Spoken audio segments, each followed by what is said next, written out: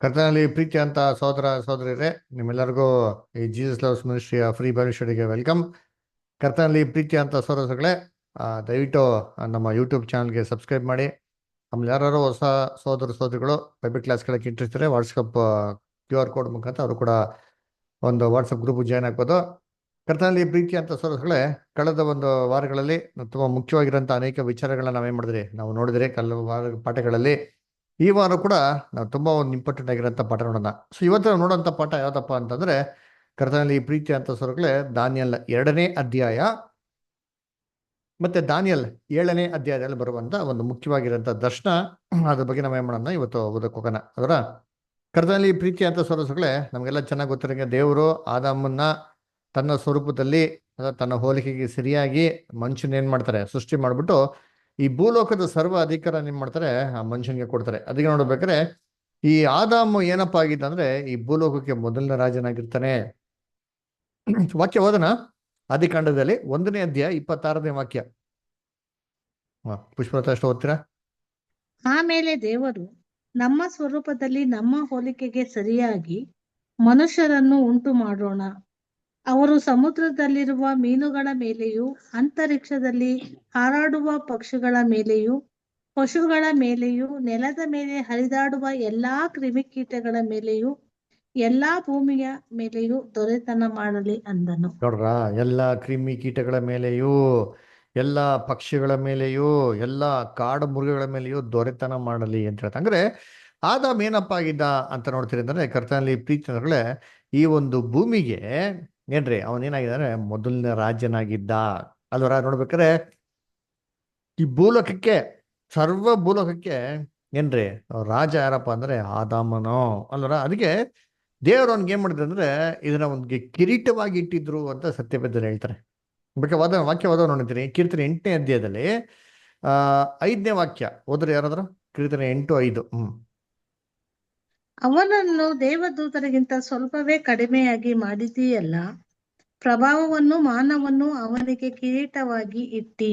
ನೋಡ್ರ, ಪ್ರಭಾವವನ್ನು ಮಾನವನ್ನು ಒಂದು ಕಿರೀಟವಾಗಿ ಏನ್ ಮಾಡಿದಿರಿ, ಇಟ್ಟಿದ್ದೀರಿ ಅಂತ. ಅಂದ್ರೆ ಆದಾಮ್ಗೆ ಈ ಭೂಮಿನೇ ರಾಜ್ಯವಾಗಿ ಕೊಟ್ಟು ಅವನ್ನ ರಾಜ್ಯನಾಗಿ ಮಾಡಿ ಅವ್ನು ಏನ್ ಮಾಡೋದು, ಅವ್ನ ಕಿರೀಟನ ಇಟ್ಟಿದ್ರು ಅಂತ ನೋಡ್ತೀರಿ. ಅದೇ ನೋಡ್ಬೇಕಾದ್ರೆ ದೇವರು ಮೊದಲು ಹಂಗಾರೆ ಭೂಲೋಕದಲ್ಲಿ ಸ್ಥಾಪನೆ ಮಾಡಿರೋಂಥ ರಾಜ್ಯ ಎಲ್ಲಪ್ಪ ಅಂತ ನೋಡ್ತೀರಿ ಅಂದ್ರೆ ಅದು ಈಡೇನ್ ತೋಟದಲ್ಲಿ ಅಂತ ನೋಡ್ತೀರಿ.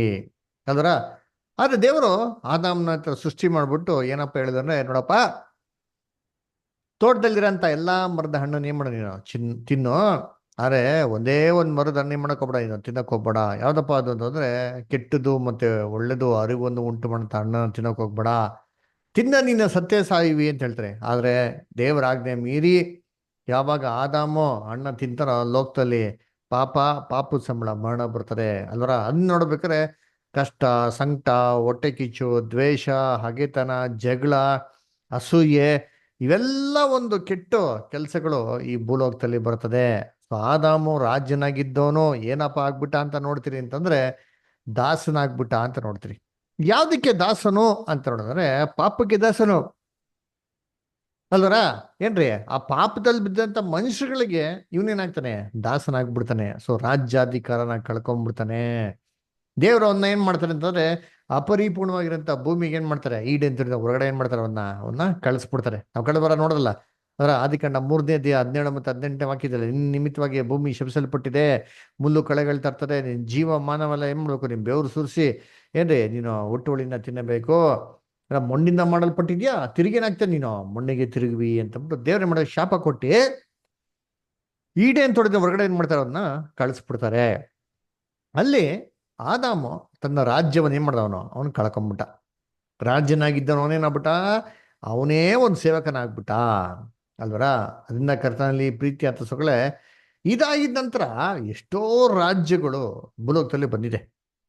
ನೋಡ್ಬೇಕಾದ್ರೆ ಬೈಬಲಲ್ಲೇ ಏನ್ರಿ ಆದಾಮನ ನಂತರ ದೇವರು ತನ್ನ ರಾಜ್ಯವನ್ನು ಒಂದು ಮಾದರಿಯಾಗೆ ಇಸ್ರೇಲಲ್ಲಿ ಸುಮಾರು 2000 ವರ್ಷಗಳ ನಂತರ ಸ್ಥಾಪನೆ ಮಾಡಿರೋದು ನೋಡ್ತೀರಿ.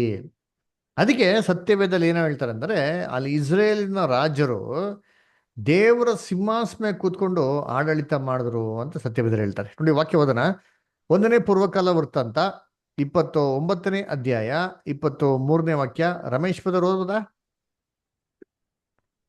Ramesh brother. Okay, Shadrach brother ಓದ್ತೀರಾ?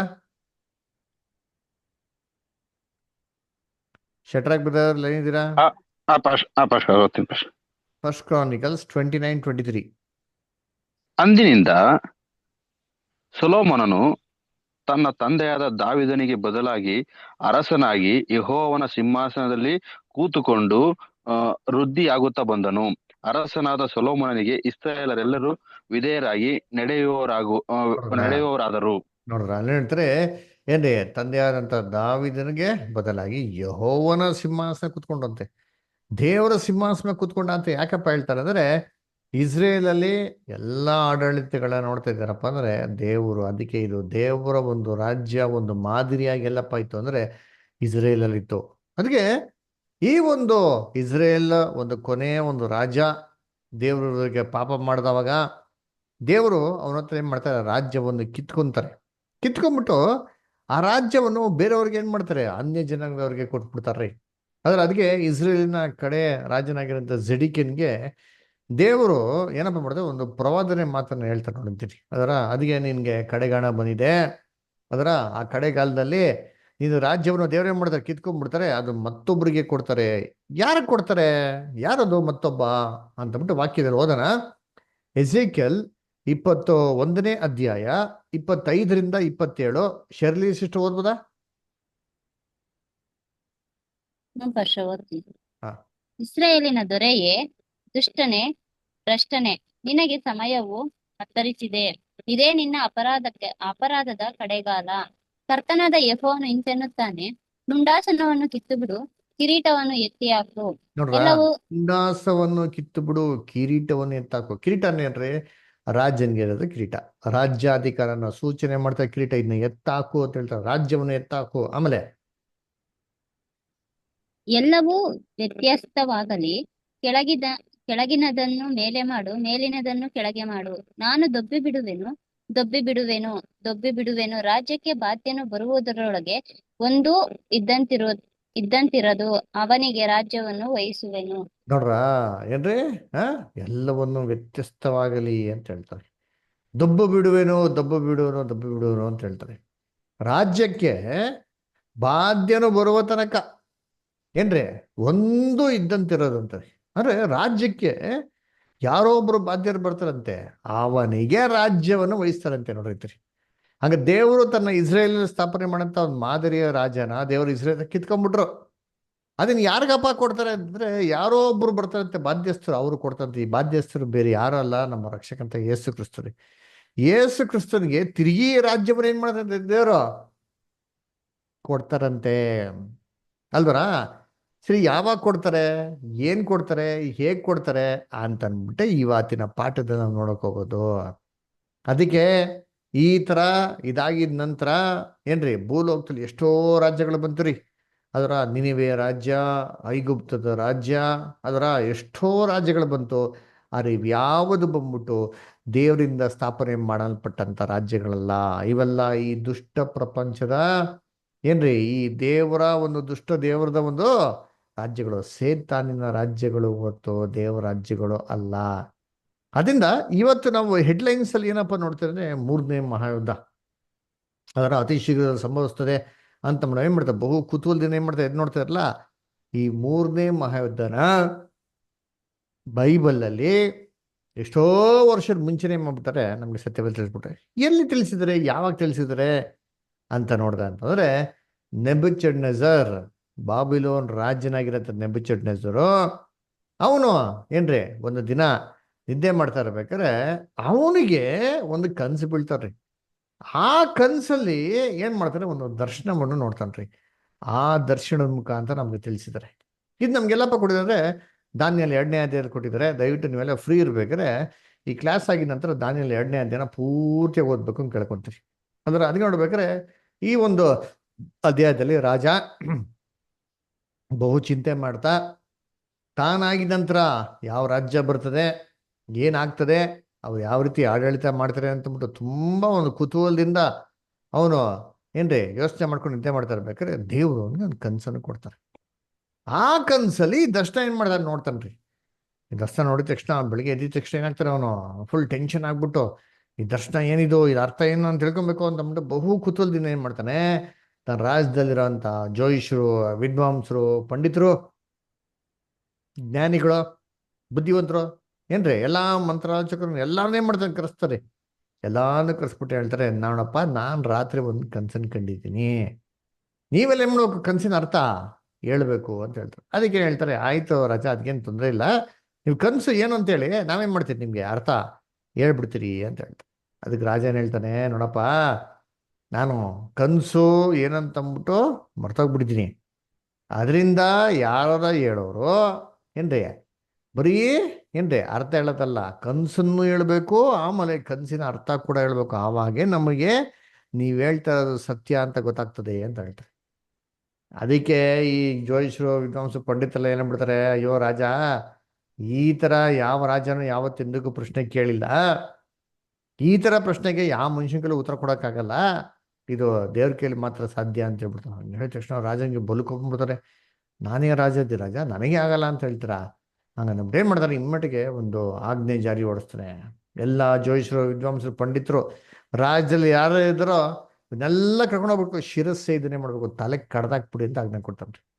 ಅದಕ್ಕೆ ಏನ್ ಮಾಡ್ತಾರೆ ಅಂದ್ರೆ ಏನ್ರಿ, ಇವ್ರು ಎಲ್ಲಾರನ್ನು ಕರ್ಕೊಂಡು ಹೋಗ್ತಾ ಇರ್ಬೇಕಾದ್ರೆ ದಾನಿಯಲ್ಲು ಮತ್ತೆ ಅವ್ರ ಸಂಗಡಿಗಳನ್ನ ಕೂಡ ಕರ್ಕೊಂಬರ್ತಾರೆ. ಕರ್ಕೊಂಡು ಹೋಗ್ತಾರೆ, ಬನ್ನಿ ನಿಮ್ಮನ್ನ ಸಾಯಿಸ್ಬೇಕು ಅಂತ. ಅವಾಗ ದಾನಿಯಲ್ಲಿ ಕೇಳ್ತಾರೆ, ಏನಪ್ಪ ಆಯ್ತು, ಯಾಕೆ ಏನು ಸಮಾಚಾರ, ರಾಜ ಇಂಥ ಒಂದು ಆಜ್ಞೆ ಕೊಡಕ್ಕೆ ಏನು ಕಾರಣ, ಏನಾಯ್ತು ಅಂತ ಕೇಳ್ಬೇಕಾರೆ ಆವಾಗ ಏರಿಯಾಕ್ ಅಲ್ಲಿ ಬಂದಂಥ ಒಂದು ಏನ್ರಿ ಸೇನಾಧಿಪತಿ ಇರೋ ಮ್ಯಾಟ್ರನ್ನೆಲ್ಲ ದಾನಿಯಲ್ಗೆ ಹೇಳ್ತಾರೆ. ದಾನಿಯಲ್ ಏನು ಮಾಡ್ತಾರೆ, ಸರಿಯಪ್ಪ ಒಂದಿನ ಕಾಲಾವಕಾಶ ನಮಗೆ ರಾಜಂತ ಒದಿಸ್ಕೊಡಿ, ನಾವು ಈ ಕನಸು ಏನು, ಈ ಕನಸಿನ ಅರ್ಥ ಏನು ಅಂತಂದ್ಬಿಟ್ಟು ನಾವ್ ಹೇಳ್ತೀರಿ ಅಂತಂದ್ಬಿಟ್ಟು ಮಾಡ್ತಾರೆ. ರಾಜ ಅಂತ ಪರ್ಮಿಷನ್ ಇಸ್ಕೊತಾರೆ. ರಾಜ ಒಂದಿನ ಟೈಮ್ ಕೊಡ್ತಾನೆ. ಆ ದಿನ ದಾನಿಯಲ್ ಮತ್ತೆ ಅವ್ರ ಸಂಗಡಿಗರು ಎಲ್ಲಾರು ದೇವತರ ಪ್ರಾರ್ಥನೆ ಮಾಡಿ ರಾತ್ರಿ ಮಲಗ್ಬೇಕಾರೆ ದಾನಿಯಲ್ಗೆ ಏನ್ ಮಾಡ್ತಾರೆ ಅಂತಂದ್ರೆ, ರಾಜ ಏನ್ ಕಂಡದ್ನೋ ಕನ್ಸು, ಅದೇ ಕನ್ಸನ್ನ ಡಿಟ್ಟೋ ಹಂಗೇ ಏನ್ ಮಾಡ್ತಾರೆ ಕೊಡ್ತಾರೆ. ಖುಷಿ ಆಗ್ಬಿಟ್ಟು ಬೆಳಿಗ್ಗೆ ನಾನೆಲ್ಲ ಎದ್ಬಿಟ್ಟು ರಾಜನ ಹತ್ರ ಹೋಗ್ಬಿಟ್ಟು ಏನ್ ಮಾಡ್ತೀನಿ, ಈ ಕನ್ಸನ್ನು ಹೇಳ್ತೀನಿ ಅಂತಂತ ಹೇಳ್ತಾನೆ ಅಲ್ವರ. ಅವಾಗ ನೋಡ್ಬೇಕಾದ್ರೆ ಹೇಳ್ತಾನೆ, ರಾಜ ನೀನು ತುಂಬಾ ಚಿಂತೆ ಮಾಡ್ತಾ ನೀನಾಗಿದ ನಂತರ ಏನಾಗ್ತಾರೆ, ನೀನಾಗಿದ ನಂತರ ಯಾವ ರಾಜ್ಯ ಬರ್ತದೆ, ಈ ಭೂಲೋಕದಲ್ಲಿ ಏನಾಗ್ತಾರೆ ಅಂತಂದ್ಬಿಟ್ಟು ಬಹು ಕುತೂಹಲದಿಂದ ನೀನು ಯೋಚನೆ ಮಾಡ್ತಾ ಇರ್ಬೇಕಾರೆ ಪರಲೋಕದ ದೇವರು ನಿನಗೆ ಈ ಒಂದು ಕನಸಿನ ಮುಖಾಂತರ ಮುಂದಕ್ಕೆ ಏನಾಗ್ತದೆ ಅಂತಂದ್ಬಿಟ್ಟು ಮಾಡ್ರಿ ತಿಳಿಸಿದರೆ ಅಂತ ಹೇಳ್ತಾರೆ. ಹಂಗೆ ಹೇಳ್ಬಿಟ್ಟು ಮಾಡ್ತಾರೆ, ರಾಜ ನೀನು ಒಂದು ಕಂಡಂತ ಒಂದು ಕನಸಿನಲ್ಲಿ ಒಂದು ಅಮೋಘವಾಗಿರೋಂಥ ಒಂದು ಶಿಲೆ ನೋಡಿದೆ. ಆ ಶಿಲೆಯ ಸ್ಪೆಷಾಲಿಟಿ ಏನಪ್ಪಾ ಅಂತಂದ್ರೆ, ಅದು ತಲೆ ಬಂದ್ಬಿಟ್ಟು ಬಂಗಾರದಿಂದ ಮಾಡಲ್ಪಟ್ಟಿತ್ತು, ಅದರ ಒಂದು ಭುಜ ಮತ್ತೆ ತೋಳುಗಳು ಬೆಳ್ಳಿಯಿಂದ ಮಾಡಲ್ಪಟ್ಟಿತ್ತು ಅಂತ ಹೇಳ್ತಾರೆ. ಅದರ ಹೊಟ್ಟೆ ಮತ್ತೆ ತೊಡೆ ಭಾಗ ಬಂದ್ಬಿಟ್ಟು ತಾಮ್ರದಿಂದ ಮಾಡಲ್ಪಟ್ಟಿತ್ತು, ಅದರ ಕಾಲು ಭಾಗ ಬಂದ್ಬಿಟ್ಟು ಕಬ್ಬಿಣದಿಂದ ಮಾಡಲ್ಪಟ್ಟಿತ್ತು, ಅದರ ಒಂದು ಪಾದ ಭಾಗ ಏನ್ರಿ ಜೇಡಿ ಮಣ್ಣು ಮತ್ತೆ ಕಬ್ಬಿಣದ ಮಿಶ್ರಣವಾಗಿರೋಂಥ ಒಂದು ರಾಜ್ಯವಾಗಿತ್ತು ಅಂತ ಹೇಳ್ತಾರೆ.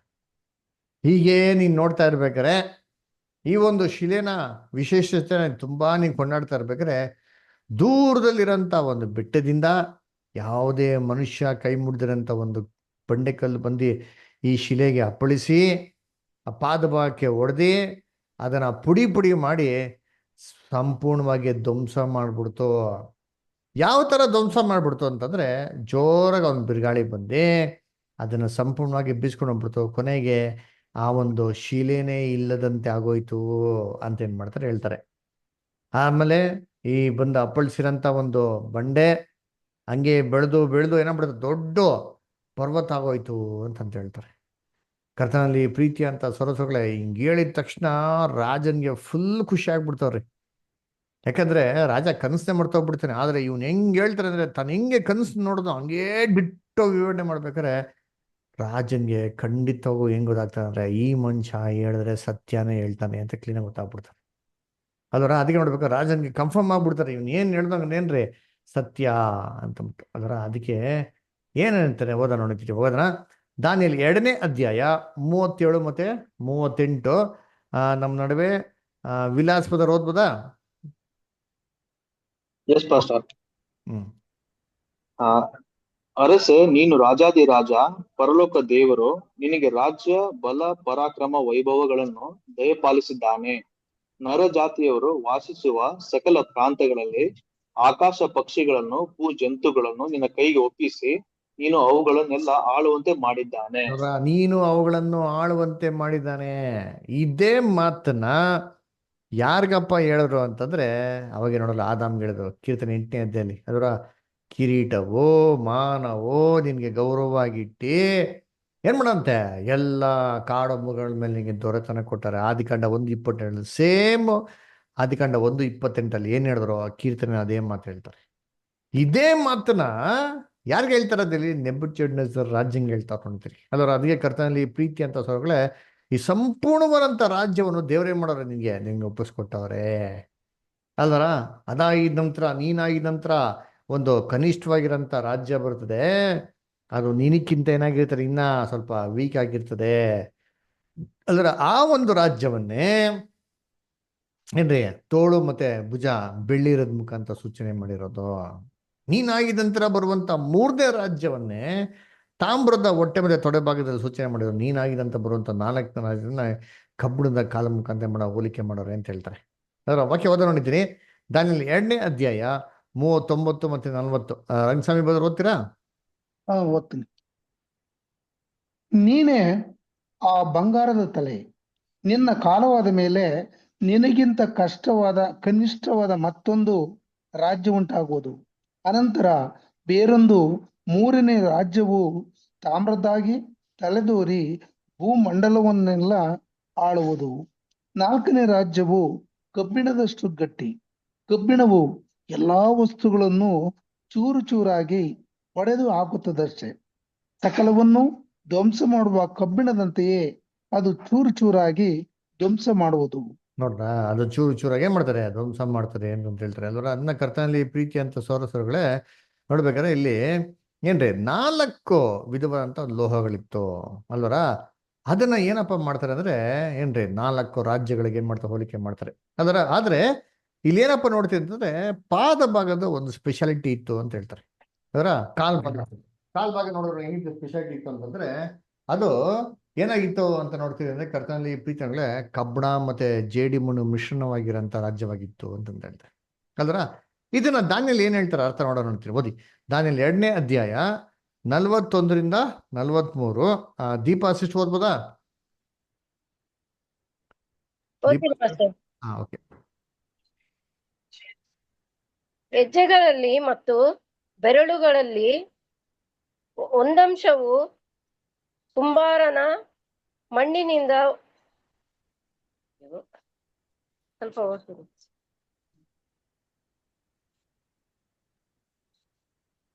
ಹೆಜ್ಜೆಗಳಲ್ಲಿ ಮತ್ತು ಬೆರಳುಗಳಲ್ಲಿ ಒಂದಂಶವು ಕುಂಬಾರನ ಮಣ್ಣು, ಒಂದಂಶವು ಕಬ್ಬಿಣವು ಆಗಿದ್ದನ್ನು ನೀನು ನೋಡಿದ ಪ್ರಕಾರ ಆ ರಾಜ್ಯವು ಭಿನ್ನ ಭಿನ್ನವಾಗಿರುವುದು. ಜೇಡಿ ಮಣ್ಣಿನೊಂದಿಗೆ ಕಬ್ಬಿಣವು ಮಿಶ್ರವಾಗಿದ್ದದ್ದನ್ನು ನೀನು ನೋಡಿದಂತೆ ಆ ರಾಜ್ಯದಲ್ಲಿ ಕಬ್ಬಿಣದ ಬಲವು ಸೇರಿರುವುದು. ಕಾಲ್ಬೆರಳುಗಳ ಒಂದಂಶವು ಕಬ್ಬಿಣ, ಒಂದಂಶವು ಮಣ್ಣು ಆಗಿದ್ದ ಹಾಗೆ ಆ ರಾಜ್ಯದ ಒಂದಂಶವು ಗಟ್ಟಿ, ಒಂದಂಶವು ಬೆಂಡು. ಕಬ್ಬಿಣವು ಜೇಡಿ ಮಣ್ಣಿನೊಂದಿಗೆ ಬೆರಳು ತಿರುಳನ್ನು ನೀನು ನೋಡುತ್ತಿದ್ದ ಮೇರೆಗೆ ಆ ರಾಜ್ಯಾಂಶಗಳು ಸಂತತಿ ಸಂಬಂಧದಿಂದ ಬೆರೆತುಕೊಳ್ಳುವವು. ಆದರೆ ಕಬ್ಬಿಣವು ಮಣ್ಣಿನೊಂದಿಗೆ ಹೇಗೆ ಕಲೆಯುವುದಿಲ್ಲವೋ ಹಾಗೆಯೇ ಅವು ಒಂದಕ್ಕೊಂದು ಅಂಟಿಕೊಳ್ಳುವುದಿಲ್ಲ. ರಾಜದ ಕಾಲದಲ್ಲಿ ಥ್ಯಾಂಕ್ ಯು. ನೋಡೋಣ ಮುಂದಕ್ಕೆ. ಅದೇ ನೋಡಿ ಎಷ್ಟು ಕ್ಲೀನ್ ಆಗಿ ಕೇಳ್ತಾರೆ ಅಂತಾರೆ. ಅಂದ್ರೆ ಆ ಹೆಜ್ಜೆಗಳಲ್ಲಿ ಏನ್ರಿ ಒಂದಂಶ ಕಬ್ಬಣ ಆಗಿತ್ತು, ಇನ್ನೊಂದಂಶ ಏನಾಗಿತ್ತು, ಜೇಡಿ ಮಣ್ಣಾಗಿತ್ತಲ್ಲ. ಇದರ್ಥ ಏನು ಅಂತ ಅಂದ್ಬಿಟ್ಟು ಏನೋ ಸೂಪರ್ ಆಗಿ ಹೇಳ್ತಾ ಹೊಡಿತೀನಿ ಅಲ್ವರ. ಹೆಂಗೆ ಏನ್ರಿ ಜೇಡಿ ಮಣ್ಣು ಕಬ್ಬಿಣ ಒಟ್ಟಿಗೆ ಸೇರಲ್ವೋ ಆಯ್ತಾ, ಈ ಒಂದು ರಾಜ್ಯ ಭಿನ್ನವಾಗಿರೋಂಥ ರಾಜ್ಯವಾಗಿರ್ತದೆ ಅದರ. ಆದ್ರೆ ಅದು ಬಲ ಕಬ್ಬಿಣದಾಗಿರ್ತದೆ ಅಂತ ಹೇಳ್ತಾರೆ ಅಲ್ವರ. ಅದೇನಂತಾರೆ, ಇದು ಏನ್ರಿ ಜಾಸ್ತಿ ದಿನ ಇರೋದಿಲ್ಲ ಅಂತ ಹೇಳ್ತಾರೆ. ಹೇಳ್ಬಿಟ್ಟು 44ನೇ ವಾಕ್ಯದಲ್ಲಿ ಏನ್ ಹೇಳ್ತಾರೆ ಅಂದ್ರೆ, ಈ ರಾಜರ ದಿನದಲ್ಲಿ ಪರಲೋಕದ ದೇವರು ತನ್ನ ರಾಜ್ಯವನ್ನು ಭೂಲೋಕದಲ್ಲಿ ಏನ್ ಮಾಡ್ತಾರಂತೆ, ಸ್ಥಾಪನೆ ಮಾಡ್ತಾರೆ. ಆ ರಾಜ್ಯ ಹೆಂಗಪ್ಪ ಇರ್ತಾನೆ, ಎಂದೆಂದಿಗೂ ಅಳಿಯದ ರಾಜ್ಯ ಅಂತ ಹೇಳ್ತಾರಂತೆ. ಅದರ ಆ ದೂರದಲ್ಲಿ ಯಾವುದೇ ಮನುಷ್ಯ ಕೈ ಮುಡಿದ್ರೆ ಅಂತ ಒಂದು ಕಲ್ಲು ಬಂದು ಹೊಡಿತಲ್ಲ, ಅದನ್ನ ದಾನಿಯಲ್ಲಿ ಏನಪ್ಪ ಅರ್ಥ ಹೇಳ್ತಾರೆ ಅಂತಂದ್ರೆ, ಆ ಕಲ್ಲು ಬಂದು ಹೊಡೆದ್ಬಿಟ್ಟು ಹಾಗೇ ನಿಧಾನವಾಗಿ ಕಲ್ಲು ಬೆಳೆದು ಬೆಳೆದು ಬೆಳೆದು ದೊಡ್ಡ ಪರ್ವತ ಆಯ್ತು. ಆ ಪರ್ವತ ಏನು ಅಂತಂದ್ಬಿಟ್ಟು ದಾನಿಯಲ್ಲಿ ಹೇಳ್ತಾರೆ. ಓದೋಣ ನೋಡ್ತೀರಿ 44ನೇ ವಾಕ್ಯ, 44th ಆ verse. ರಾಜರ ಕಾಲದಲ್ಲಿ ಹ್ಮ್. ಪರಲೋಕ ದೇವರು ಒಂದು ರಾಜ್ಯವನ್ನು ಸ್ಥಾಪಿಸುವನು, ಅದು ಎಂದಿಗೂ ಅಳಿಯದು, ಅದರ ಪ್ರಾಬಲ್ಯವು ಬೇರೆ ಜನಾಂಗಕ್ಕೆ ಕದಲಿ ಹೋಗದು. ನೋಡ್ರ. ಆ ರಾಜ್ಯಗಳನ್ನೆಲ್ಲ ಭಂಗಪಡಿಸಿ ಹ್ಮ್ ನಿರ್ನಾಮ ಮಾಡಿ ಹ್ಮ್ ಶಾಶ್ವತವಾಗಿ ನಿಲ್ಲುವುದು. ನೋಡ್ರ, ಶಾಶ್ವತವಾಗಿ ನಿಲ್ಲುವುದು ಅಂತ ಏನ್ ಮಾಡ್ತಾರೆ ಹೇಳ್ತಾರೆ ಅಲ್ವರ. ಅದಕ್ಕೆ ಕರ್ತನಲ್ಲಿ ಪ್ರೀತಿ ಅಂತ ಸೋದರಗಳೇ, ಹಿಂಗೆ ಹೇಳಿದ ತಕ್ಷಣ ರಾಜ ಫುಲ್ ಖುಷಿ ಆಗ್ಬಿಡ್ತಾನ್ರಿ. ಏನಪ್ಪ, ನಾನು ನೋಡಂತ ಕನಸು ಹಂಗೆ ಹಂಗೆ ಡಿಟ್ಟೋ ಎಕ್ಸಾಕ್ಟ್ ಹಂಗೆ ಹೇಳ್ಬಿಟ್ನಲ್ಲ ಅಂತ ಅಂದ್ಬಿಟ್ಟು ರಾಜನೇ ದಾನಿಯಲ್ಗೆ ಸಾಷ್ಟಾಂಗ ನಮಸ್ಕಾರ ಮಾಡ್ಬಿಡ್ತಾರೆ. ಅವ್ನಿಗೆ ಗಿಫ್ಟ್ ಎಲ್ಲ ಕೊಡ್ತಾರೆ, ಮತ್ತು ಪುರಸ್ಕಾರ ಎಲ್ಲ ಕೊಟ್ಟೆ ಮಾಡ್ತಾರೆ, ಅವ್ನಿಗೆ ಸನ್ಮಾನ ಮಾಡ್ತಾರೆ ಅಂತೀನಿ. ಅದರ ಸರಿ, ಇಲ್ಲ ಅರ್ಥ ಏನಿದು ಅದರ. ಇದಕ್ಕೆ ನಮಗೆ ಚೆನ್ನಾಗಿ ಓದಿದ್ರಿ, ನಾವು ಕ್ಲಾಸಲ್ಲಿ ಆರಂಭದಲ್ಲಿ ಏನು ನೋಡಿದ್ರಿ, ಔ ಟು ಸ್ಟಡಿ ದ ಬೈಬಲ್ ಮೊದಲನೇ ಪಾಠ ಹೆಂಗೇನು ನೋಡಿದಿರಿ. ಅದರ ಬೈಬಲ್ಗೆ ಬೈಬಲ್ ಡಿಕ್ಷನರಿ. ಅದರ ಬೈಬಲಲ್ಲಿ ಏನಾರ ಒಂದು ಪ್ರಶ್ನೆ ಇತ್ತಂದ್ರೆ ಇದಕ್ಕೆ ಅರ್ಥ ಎಲ್ಲ ಹುಡುಕ್ಬೇಕು, ಬೈಬಲ್ನ ಹುಡುಕ್ಬೇಕು. ಇಲ್ಲಿ ಹೇಳ್ತಾರಂತ 4 ವಿಧವಾದಂಥ ಲೋಹಗಳು ಈ ಲೋಕದಲ್ಲಿ ಇದ್ದಂಥ 4 ಮುಖ್ಯವಂತ ರಾಜ್ಯಗಳನ್ನೇನು ಮಾಡ್ತಾರೆ, ಸೂಚನೆ ಮಾಡ್ತಾರೆ. ಅದರ ಏನ್ರಿ, ಬಾಬಿಲೋನ್, ಮೇದೋಪರ್ಷಿಯಾ, ಗ್ರೀಸ್ ಮತ್ತೆ ರೋಮ್ ರಾಜ್ಯವನ್ನ ಏನ್ ಮಾಡ್ತಾರೆ, ಸೂಚನೆ ಮಾಡ್ತಾರೆ. ಅದರ ಸರಿ, ಇದಕ್ಕೆ ಬೈಬಲ್ ಪ್ರೂಫ್ ಇದೆಯಾ? ಎಸ್, ಬೈಬಲಲ್ಲೇ ಪ್ರೂಫ್ ಇದೆ ರೀ. ಓದೋ ನೋಡಿದ್ದೀನಿ, ದಾನಿಯಲ್ 2:29. ದೀಪಾ ಸಿಸ್ಟರ್ ಓದ್ಬೋದಾ? ಡ್ಯಾನಿಯಲ್ 2:39.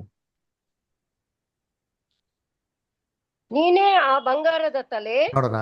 ನಿನ್ನ ಕಾಲವಾದ ಮೇಲೆ ನಿನಗಿಂತ ಕನಿಷ್ಠವಾದ ಮತ್ತೊಂದು ರಾಜ್ಯ ಉಂಟಾಗುವುದು. Thank you star, thank you star. ನೋಡ್ಬೇಕಾದ್ರೆ ಇಲ್ಲಿ ಹೇಳ್ತಾರೆ, ನೀನೇ ಬಂಗಾರದ ತಲೆ ಇದೆ. ನೀನೇ ಅಂದ್ರೆ ಯಾವ ರಾಜ್ಯ? ಬಾಬಿಲೋನ್ ರಾಜ್ಯ. ಅಂದ್ರೆ ಇಲ್ಲಿ ಬಂಗಾರದ ತಲೆ ಅಂತಂದ್ರೆ ಅದು ಯಾವ ರಾಜ್ಯನ ಸೂಚನೆ ಮಾಡ್ತಾರೆ? ಬಾಬಿಲೋನ್ ರಾಜ್ಯನ ಸೂಚನೆ ಮಾಡ್ತಾರೆ. 606 ಕ್ರಿಸ್ತ ಪೂರ್ವದಿಂದ 538 ಕ್ರಿಸ್ತ ಪೂರ್ವದವರೆಗೂ ಭೂಲೋಕದಲ್ಲಿ ಆಳ್ವಿಕೆ ಮಾಡಿರೋ ರಾಜ್ಯ ಬಾಬಿಲೋನ್ ರಾಜ್ಯ. ಇದಾಗಿದ ನಂತರ ದಾನಿಯಲ್ ಅಲ್ಲೇ ಹೇಳ್ತಾರೆ, ನೀನಾಗಿರಂತ ಇನ್ನೊಂದು ಕನಿಷ್ಠವಾಗಿರೋಂಥ ರಾಜ್ಯ ಬರ್ತದೆ, ಅದೇ ಆ ಬೆಳ್ಳಿ ಆ ಒಂದು ಭುಜಗಳು ಮತ್ತೆ ಕೈಗಳು ಅಂತ ಹೇಳ್ತಾರೆ. ಇದು ಯಾವ್ದಪ್ಪ ಅಂತಂದ್ರೆ ಇದು 2ನೇ ರಾಜ್ಯ ರೀ, ಮೇದೋಪರ್ಷಿಯ ರಾಜ್ಯ. ದಾನಿಯಲ್ಲೋ ಸಿಂಹದ ಗವಿಗೆ ಹಾಕ್ತಾರೆ ಗೊತ್ತಾ, ಅದು ಮೇದೋಪರ್ಷಿಯ ಆಳ್ವಿಕೆ ಸಮಯದಲ್ಲಿ ಹಾಕದ್ರಿ. ದಾನಿಯಲ್ ಕೂಡ ಅಲ್ಲೇ ಇರ್ತಾರ್ರಿ. ಇದು ಏನ್ರಿ, 2 ಶಕ್ತಿಗಳು, 2 ರಾಜ್ಯಗಳು ಒಟ್ಟಿಗೆ ಸೇರಿ ಆಳ್ವಿಕೆ ಮಾಡಿರೋಂಥ ರಾಜ್ಯ. ಮೇದ್ಯರು ಪಾರಸಿಯರು ಸೇರ್ಬಿಟ್ಟು ಆಳ್ವಿಕೆ ಮಾಡಿದಂಥ ರಾಜ್ಯ ಇದು. 538 ಕ್ರಿಸ್ತ ಪೂರ್ವದಿಂದ 331 ಕ್ರಿಸ್ತ ಪೂರ್ವದವ್ರಿಗೆ ಏನ್ ಮಾಡ್ತಾರೆ, ಅವ್ರು ಆಳ್ವಿಕೆ ಮಾಡೋದು ನಾವೇನ್ ಮಾಡ್ತೀವಿ ನೋಡ್ತೀರಿ. ಇದಾಗಿ ನಂತರ ಬಂದಿರೋಂಥ 3ನೇ ರಾಜ್ಯವನ್ನೇ ಆ ತೊಡೆ ಮತ್ತೆ ಹೊಟ್ಟೆ ತಾಮ್ರದಾಗಿರೋದು ಏನ್ ಮಾಡ್ತಾರೆ, ಸೂಚನೆ ಮಾಡೋದು. ಅದು ಯಾವ ರಾಜ್ಯ?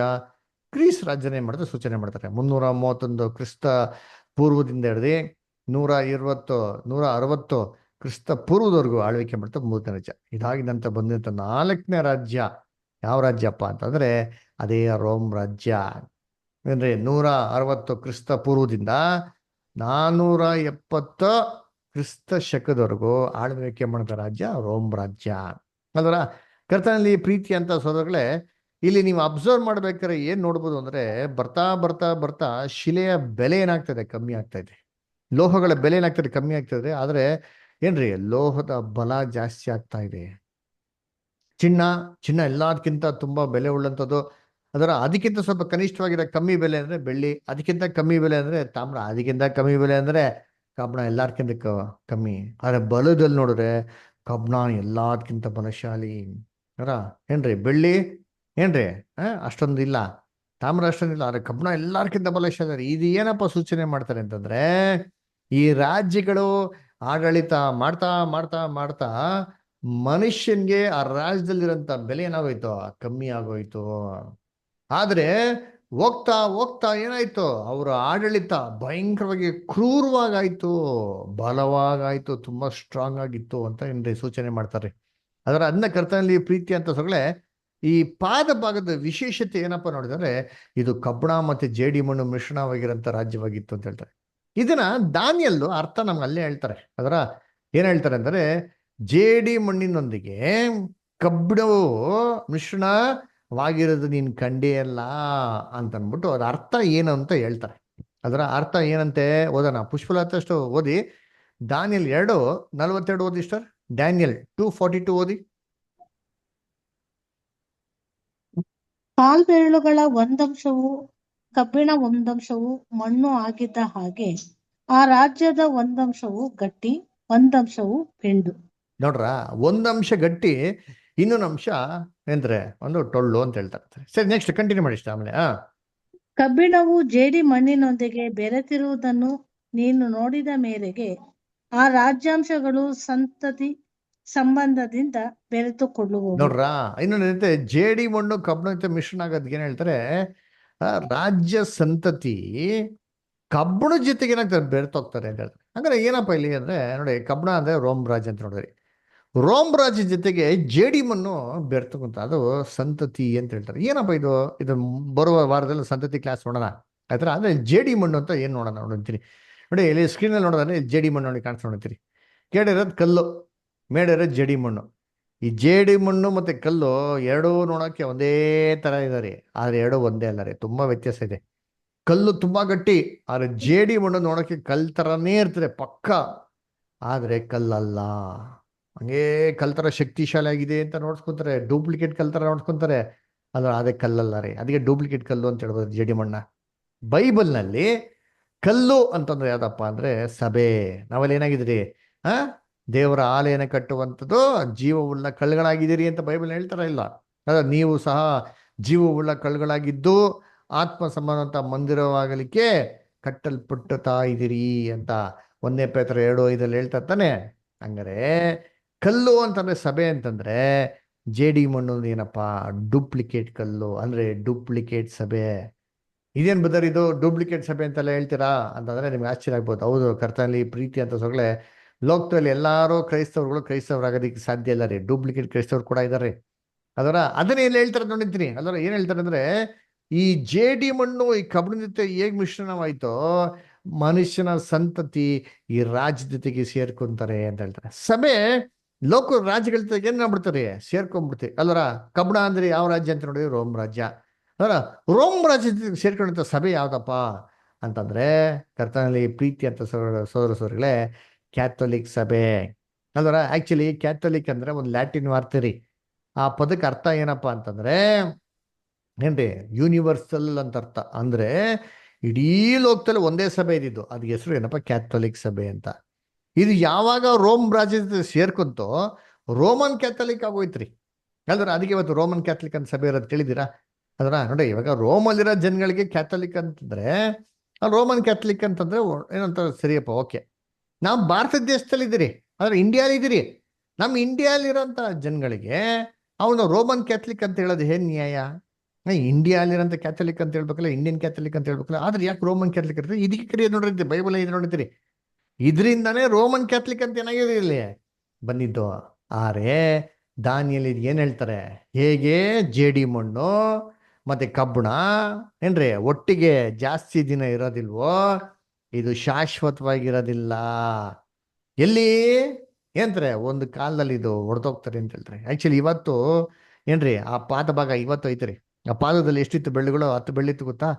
10 ಬೆಳ್ಳು ಅಂದ್ರೆ ಇವತ್ತು ಯುರೋಪಿಯನ್ ಕಾಂಟಿನೆಂಟ್ ಅಂತ 10 ರಾಜ್ಯಗಳ ಮುಖಾಂತರ ಏನ್ ಮಾಡ್ತಾರೆ, ಅದು ಇನ್ನ ಜೀವಂತವಾಗಿ ಐತರಿ ಅದರ. ಆದ್ರೆ ಇದನ್ನ ಸಂಪೂರ್ಣವಾಗಿ ಧ್ವಂಸ ಮಾಡ್ತಾರಂತೆ. ಹೇಗೆ?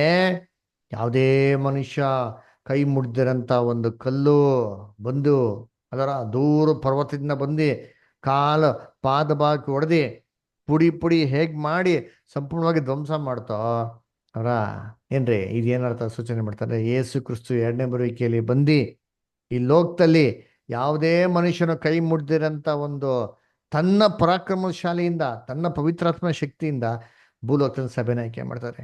ಆ ಸಭೆ ಎಲ್ಲ ಕಂಪ್ಲೀಟ್ ಆಗಿದ್ಮೇಲೆ ಆ ಸಭೆ ಜೊತೆಗೆ ಕ್ರಿಸ್ತನ 2ನೇ ಬರುವಿಕೆಯಲ್ಲಿ ಬಂದು ಈ ಭೂಲೋಕದ ರಾಜ್ಯಗಳನ್ನೆಲ್ಲ ಒಡೆದಾಕ್ತಾರೆ, ಪಾದಭಾಗ ಕೊಡಿತಾರೆ.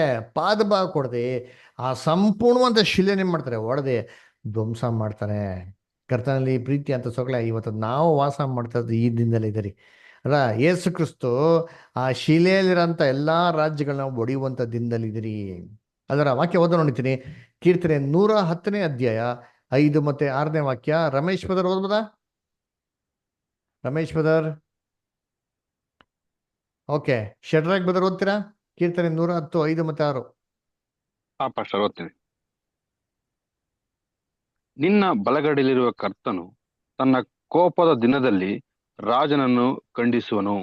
ಆತನ ಜನಾಂಗಗಳಲ್ಲಿ ನ್ಯಾಯ ಸ್ಥಾಪಿಸುವಾಗ ವಿಸ್ತಾರವಾದ ರಣರಂಗದಲ್ಲಿ ಶತ್ರುಗಳ ಶಿರಸ್ಸನ್ನು ಛೇದಿಸಿ ಹೆಣಗಳಿಂದ ಅದನ್ನು ತುಂಬಿಸುವನು.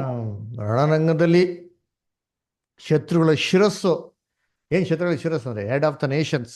ಯಾರು head of the Nations? Prime minister, ಆಮೇಲೆ ಪ್ರೆಸಿಡೆಂಟ್ಗಳಿದಾರಲ್ಲ, ಇವರೆಲ್ಲ ದೊಡ್ಡ ದೊಡ್ಡ ವ್ಯಕ್ತಿಗಳನ್ನ ಶಿರಸ್ಸು ಯಜ್ಞೆ ಮಾಡೋದು, ವಾಡದ್ ಬಿಸಾಕ್ತಾರೆ ಅಂತಾರೆ. ಅದಕ್ಕೆ ಹೇಳೋದು, ನಿನ್ನ ಬಲಗಡೆಯಿರುವಂತ ಕರ್ತನೋ ತನ್ನ ಕೋಪದ ದಿನದಲ್ಲಿ ರಾಜ್ಯರನ್ನು ಖಂಡಿಸುವರು. ಇವಾಗ ಅದಕ್ಕೆ ಎಲ್ಲಾ ರಾಜ್ಯಗಳನ್ನ ಪುಡಿ ಮಾಡ್ತಾ ಬರ್ತಾ ನೋಡ್ತೀರಿ. ಪುಡಿ ಮಾಡಿ ಮಾಡಿ ಮಾಡಿ ಮಾಡಿ ಎಲ್ಲ ಪವರ್ಫುಲ್ ಆಗಿರೋಂಥ ನೇಷನ್ಸ್ನ ಕಂಪ್ಲೀಟ್ ಪವರ್ಲೆಸ್ ಆಗಿ ಮಾಡ್ತಾ ಇದ್ದಾರೆ ಇವತ್ತು.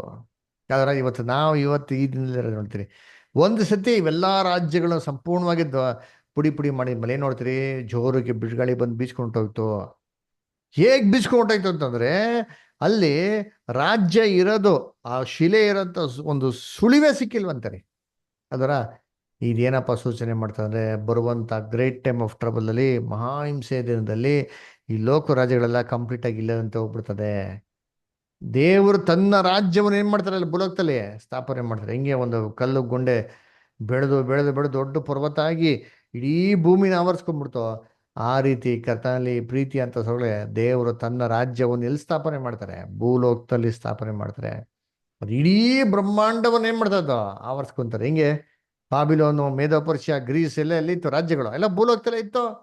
ರೋಮ್ ರಾಜ್ಯ ಕೂಡ ಭೂಲೋಕದಲ್ಲೇ ಇತ್ತು. ಯೇಸು ಕ್ರಿಸ್ತ ಹುಟ್ಟಬೇಕಾದ್ರೆ ಇಲ್ವಾ ರೋಮ್ ರಾಜ್ಯಗಳ ತಾನೇ ಇದ್ದಿದ್ದು? ಅದೇ ತರ ಈ ಕ್ರಿಸ್ತನ ರಾಜ್ಯ ಕೂಡ ಇದು ಭೂಲೋಕದಲ್ಲೇ ಸ್ಥಾಪನೆ ಆಗೋದು. ಇದು ಸತ್ಯವೇದದಲ್ಲಿ ನಮ್ಗೆ ಹೇಳಲ್ಪಟ್ಟಂತ 5ನೇ ಸಾಮ್ರಾಜ್ಯ. ಅದರ ಏನ್ರಿ? Fifth universal empire. ಓದೋಣ, ದಾನಿಯಲ್ 2:45. ಶರ್ಲಿ ಸಿಸ್ಟರ್ ಓದ್ಬೋದಾ? ಡ್ಯಾನಿಯಲ್ 2:45.